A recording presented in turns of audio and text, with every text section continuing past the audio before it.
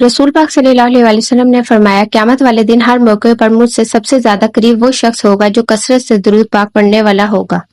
لہٰذا تمام مسلمانوں کو چاہیے کہ درود پاک کثرت سے پڑھا کریں۔ حضور پاک صلی اللہ علیہ وسلم نے فرمایا جو مجھ پر درود پاک کثرت سے پڑھے گا وہ عرش کے سائے میں ہوگا، اور یہ اللہ پاک کا بہت بڑا انعام ہے۔ حضور پاک صلی اللہ علیہ وسلم نے فرمایا مجھ پر درود پاک کثرت سے بھیجا کرو کیونکہ قبر میں تم سے میرے بارے میں سوال ہوگا،